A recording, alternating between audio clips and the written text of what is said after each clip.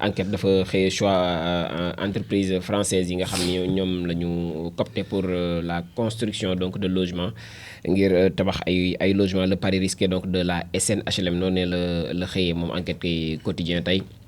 waaye ñëw na ci la peur ak l'inquiétude aussi des migrants sénégalais ci wàllum politique d'expulsion bu Trump boobee nga xam ni léegi mu déclenché ko am na daal doomu Sénégal yi nga xam ñu ngi Amérique jamono ji te dugg fa de manière irrégulière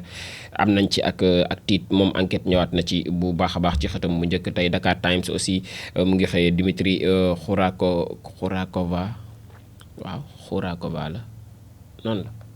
Dimitri Khourakova moom mooy ambassadeur de la Russie fii ci Dakar mu ne nag la Russie est prête à assister le Sénégal ne daal Russie pare na noppi na ngir taxawu Sénégal moom mi di Dimitri Khourakov donc moom mooy ambassadeur donc bu Russie fii ci réewum Sénégal Libération yéen kaay des na aussi ci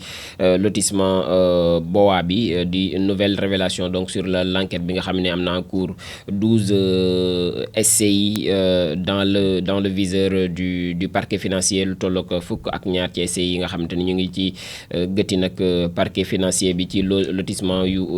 BOA yi ñëwaat na ci bu baax a baax moom mi di Libération yéen kaay ci xëtam mu njëkk point actu des ci retrait des enfants talibés de la rue ni ñu def nag ba jëlandi xale yi talibé yi ci mbedd mi ak la solution Diomaye toujours attendue solution daal bi ci président Bassirou Diomaye Faye war a amal ba léegi ñu ngi koy xaarandi bu ñu sukkandikoo ci point actu en dépit donc de l'article 3 de la loi 2005-2006 les rues toujours envahies ñëw ci après aussi le remède donc contre les jakartamen ak li nga xamante ni moom moo jëm ci wàllum lu ni mel ci wàllum transport gi l'état attendu donc sur le retrait des talibés de la rue ñëwaat na ci bu baax a baax moom mi di point actuel des na ci le président Malick Ndiaye bi nga xam ni moom daal dinay recevoir plusieurs ambassadeurs moom mi di njiitu assemblée nationale gile des na ci bu baax a baax moom point actuel ñëw na ci mbirum Moustapha Diakhaté ak point de presse bi nga xamante ni doon na ko def démb moom Moustapha Diakhaté n'a pas ramolli daanaka làmmeñam fa mu nekkoon ba léegi ma nga fa Diomaye Sonko et Cheikh Diba ont distribué l'argent public à leurs militants loolee la wax moom mi di Moustapha Diakhaté au pillard ak ñi nga xamante ni ñoom ñoo di casseurs yi waaw tojkat yi ne daal Sonko ak Diomaye ak Cheikh Diba dañoo séddale xaalisu réew mi ci ak jox ko seen ay militants ci sàcc yi ak ñi nga xamante ni ñoom ñoo doon toj réew mi le prix donc mu ñëw ci la prison de Rebeuss doit être fermée et démolie moom di ay kàddu yi Moustapha Diakhaté bu ko waxee rek dëgg la ndax min na Rebeuss lool donc ñëwaat na ci bu baax a baax moom mi di point actu le soleil yéenekaay moom des na ci au deuxième jour donc des dépôts pour la migration circulaire vers l'Espagne le flux de candidats donc ne faiblit pas moom daal flux bi ba léegi wàccul ci deuxième jour bu dépôt migration circulaire bu Espagne boobu li ñu doon waxtaanee léegi rien que pour donc la journée du lundi plus de 10 000 dossiers ont été déposés dont 5 000 à Dakar. Amadou Chérif Diouf moom mooy secrétaire d'État aux Sénégalais de l'extérieur mu ni nag on s'attendait à un engouement mais pas de cette ampleur ne daal ñu ngi doon xaarandi ndaw ñi ñëw lool waaye foogeewuñ ko nii mu nga xamante ni moom la daal di amee ba sax ñu mujjee génn ak communiqué daal di ajandi dépôt physique yi ne dinañ ubbi ab plateforme ngir eggale ko li ma ci jaaxal rek mooy 3 jours la woon donc mi ngi noonu mu ñëwaat ci bu baax a baax moom Le Soleil ci xëtam mu njëkk jàll ci 24 heures moom it dafa ñëw ci vision Sénégal 2050 l'Union européenne en ligne avec Dakar ñoom ginnaaw waxtaan bi nga xam ne dox na ci diggante ñaari kuréel yooyu vision Sénégal 2050 daal Union européenne daanaka dëppoo na ci ak nguurug Sénégal bu ñu sukkandikoo ci 24 heures suba teel ci accident tragique bi nga xam ne am na démb ci diggante Bambey ak Xombol la daal di ñëwee 12 personnes ñoom ñoo ci daal di ñàkk seen bakkan ci accident boobule un minicar bu nga xamante ni moom moo daal di percuté ab véhicule de transport en commun bu nekkoon en panne donc ñoom victimes yi ñu ngi doon jóge ci màggal Kazu Rajab bi l'excès donc de vitesse est l'un des facteurs majeurs bi nga xamante ni moom moo daal di indi drame boobule une enquête boo xam ne ubbi nañ ko aussi ngir daal di xam cause exacte bu accident boobule nga xam ne fukk ak ñaar ci ay doomu aadama ñoom ñoo ci daal di ñàkk seen bakkan ci diggante Bambey ak xombal Moustapha Diakhaté j'ai été victime d'un abus de pouvoir noonee la daal di xamle ginnaaw conférence de presse bi nga xamante ni doon na ko amal niki démb 2 minutes pour lire l'essentiel regain d'insécurité ak le cas Rue Baobab doonee la daal di xëy ak à peine élucidé ay coupeurs de route ñoom ñoo daal di braqué benn grand commerçant fële ci Goudiri inoo ko yeesal ñoom ñi ngi donc baisser les stores maanaam wàcc nañ boutique yi bu baax a baax ngir daal di ñaawlu lu numéro protection sociale ak IMAN bi nga xam ne moom mooy la société civile ñoom ñu ngi tenir en tout cas son IPM pour davantage penser son personnel ñëwaat na ci bu baax a baax moom 2 minutes la dépêche ci grande ruée des jeunes pour candidater à l'immigration loolee la xëyee ak le gouvernement débordé moom mi ngi opté pour l'inscription donc en ligne moom gouvernement bi changé na donc anam ya nga xamante ni moom lañ ko doon defee dernière journée bu Ligue des champions ñëwaat na ci bu baax a baax moom la dépêche 8 places qualificatives yoo xam dina coûter cher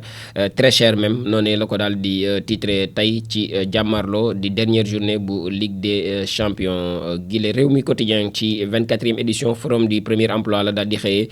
le mouvement donc des entreprises du Sénégal moom mi ngi mettre le curseur sur l'intelligence artificielle foofee la ñu bëgg a orienté wu Mbagnick Diop ak i ñooñam ñëwaat na ci bu baax a baax moom journal bi di Rewmi Quotidien l'évidence des ci 25 ans d'engagement citoyen yi nga xamante ni yu exemplaire la au service donc de la démocratie sénégalaise la société civile fière de son bilan ñoom société civile bi ak seen bilan yi nga xam ne def nañ ko ñaar fukki at ak juróom yoo xamante ni daanaka engagé wu nañ ngir daal di amal Sénégal am ab démocratie bu sax dakk boo xam ne référence lay doon vers la mise en place donc d'une maison de la paix et de la démocratie ñu ngi ci bëgg daal di jublu maître Adama Gueye ak Boukounta Diallo ak kii di Mazik Ndiaye ñoom honoré nañ leen par leur père donc de la société civile bu ñu sukkandikoo ci l'évidence jàll ci li quotidien ci à peine sorti aussi de prison Moustapha Diakhaté indomptable moom la mu guuxoon lépp yàbbi na ko moom Moustapha Diakhaté personne ne me fera taire et je suis prêt à retourner en prison ne daal kenn mënu ko noppiloo te pare na wala noppi na sax ngir dellu prison si le Sénégal était un pays juste les prisons auraient dû être fermées le jour où Sonko et Diomaye ont été élus di ay kàddoom ci conférence de presse boobee nga xamante ni moom la daal di amal niki dem moom Moustapha Diakhaté nouvelle mission mooy lumière pour les détenus loolee moom mooy mission bu yees maanaam jéem a daal leeral ci détenus yooyu la pour donc défendre les droits des citoyens incarcérés la prison de Rebeuss doit être fermée et rasée selon Moustapha Diakhaté ci biir li quotidien bi le public quotidien moom it ñëw ci incendie ak accident bi nga xamante ni am na waaye tam morosité économique yooyu muy loo xamante ni ñu ngi koy nemmeeku ci biir réewu Sénégal pays affamé à feu et à sang noonee la ko daal di titré moom le public ci xëtam mu njëkk retour du Kazu Rajab ak bu endeuillé ak 11 fidèles d'un daïra périssent donc sur la route muy l'accident bi nga xam ne am na dem ci diggante Bambey jàpp dëkk ba nu mu tuddati donc ñëwaat na ci bu baax a baax moom journal bi les Sénégalais d'ici et d'ailleurs Diomaye déporte Trump expulse ñëwaat na ci bu baax a baax mooy ñi nga xamante ni ñoo ngi en situation irrégulière fële ca États-Unis bu ñu maywul daal Donald Trump dina jublu ci seeni mbir du ay doomu Sénégal donc nag ay doomu Afrique yu bari ñëwaat na ci bu baax a baax moom journal bi les sources avec Mamadou Oumar Ndiaye bi nga xam ni moom mooy assurer la présidence donc du réseau francophone des régulateurs des médias ñëwaat na ci bu baax a baax ak les engagements de Dakar ci donc lu ni mel moom source a noonu la daal di xëy tey waaye ñëwaat ci fukki nit ak ñaar yi nga xam ne ñàkk nañ seen bakkan démb ci accident bi ginnaaw bi ñu doon retourné ci màggalub Kazu Rajab boobu les constats d'usage du ministre ñëwaat na ci bu baax a baax ci gis-gis yi ci ministre bi daal di am le verdict news ci train de vie de l'État la daal di xëyee muy Guy Marius Sagna s'attaque aux privilèges des DG ministres et autres fonctionnaires du gouvernement de Diomaye Faye moom Guy Marius Sagna ŋàññi na bu baax a baax dundinu yenn ci DG yi wala sax privilèges yi nga xam ne may nañ leen ko yenn ci ministres yi ak yenn ci fonctionnaires yi nga xamante ni bokk nañ ci gouvernement bu Bassirou Diomaye Diakhar Faye moom honorable Guy Marius Sagna pétrole bu Sangomar bi nga xam dépassé na ses objectifs ñëwaat na ci bu baax a baax de production en 2024 avec 16,9 millions de barils moom journal bi di le verdict news. Le Dakarois quotidien ci bilan des dégâts des inondations de l'année 2024 la daal di xëyee plus de 40 milliards de francs CFA dans les flots ñëwaat na ci bu baax a baax ci dégâts yu ni mel.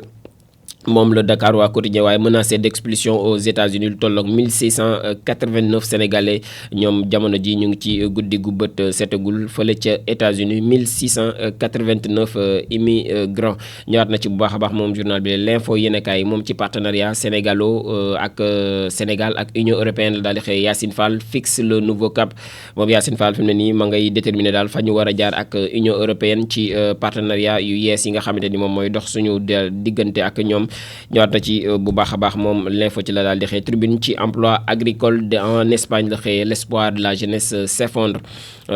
espoir daal di yaakaar gi ci ndaw ñi amoon ci emploi agricole fële ci Espagne jamono ji ma ngay na sax 1889 wala 69 sénégalais en instance de donc d'être expulsés des États-Unis muy lim bi nga xamante ni buñ maywul dinañ leen jëlee ci États-Unis delloo si leen ci biir réew mi le ministre Mabouba Diagne Péné demande donc au gouvernement de se mettre au travail moom Mabouba Diagne ci biir tribune quotidien bu tey jile direct news ci Donald Trump la xëy corse donc les critères ci wàllum suspension de l'aide extérieure des États-Unis muy ndimbal gi daan jóge ci États-Unis di dem ci yeneen réew yi moom mi ngi corsé donc les critères moom mi di Donald Trump a mis en pause toute aide étrangère des États-Unis daanaka lépp daal en mode stand-by la ko daal di def moom Donald Trump di ki ñu fal yees fële ca bopp réew bu États-Unis googu les critiques yéen kay ci fausse donc spoliation de terre dans son village de Sanguer noonu la daal di xëyee tey muy l'ex ministre Mamadou Lamine Keita moom mi ngi rétablir donc toute la vérité indiwaat na dëgg gi daal ci loolee ñu koy tuumaal moom mi di Mamadou Lamine Keita ci ab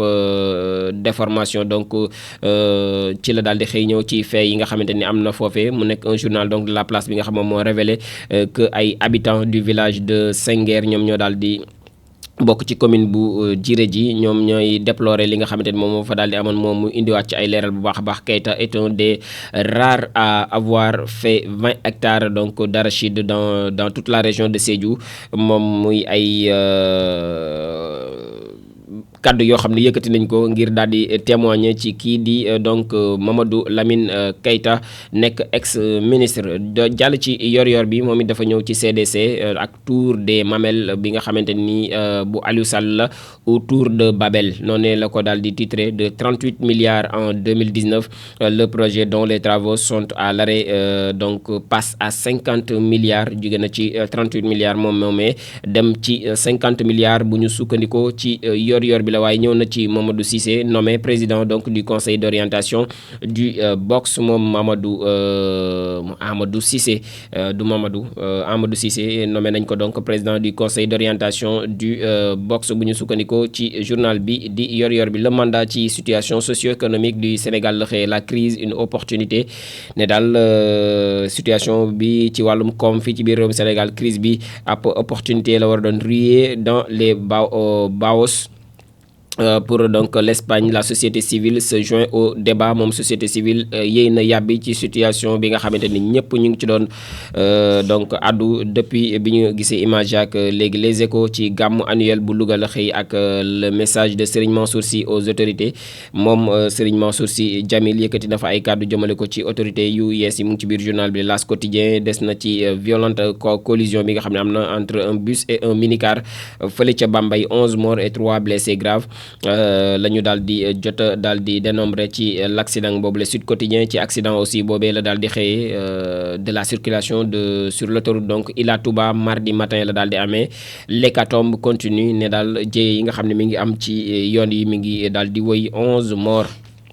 moom mooy bilan officiel bi et 9 blessés dont 8 dans un état grave noonu la daal di xëyee moom mi di Sud Quotidien Walf Quotidien itam ci migration circulaire bi la xëy l'état persiste et signe nguur gi daal fa mu dëgg ba léegi ma nga fa Abass Fall ministre du travail même si on nous propose 100 000 emplois nous l'accepterons ne daal buñ ko daal di proposé woon sax 100 000 emplois da koy daal di nangu moom mi di Abass Fall di jëw ni ñu denk wàllum emploi fii ci biir réewum Sénégal ci page 5 bu Walf Quotidien éducation ñëwaat na ci bu baax a baax sur 2000 postes à pourvoir. Le gouvernement reçoit déjà 127 871 demandes ci 2000 postes yi nga xamante ni moom la nguur gi newoon gap la boo xam ne bëgg nañ ko remplir waaye jot nañ ci jamono ji 127 871 demandes. Mercato d'hiver ak El Hadji Malick Diouf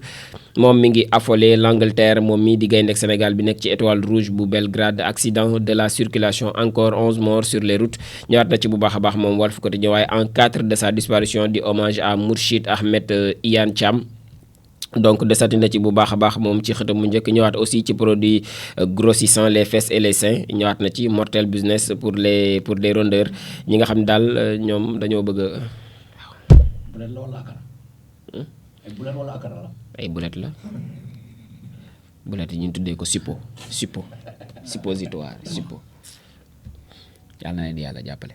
L'Indépendant ci régulation des médias dans l'espace francophone la xëy ak le Sénégal aux commandes du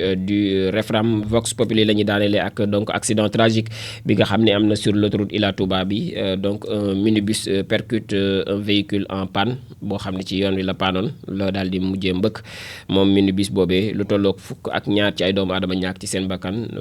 juróom-ñett ñoo xam ne amee na ci ay gaañu-gaañu yu métti moom bilan boobee la xëyee tey moom Vox Populi. Tàggat yaram gi dañ koy arrondir rek tey bàyyi ba ëllëg ak jàmm incha allah ñu boole koog moom.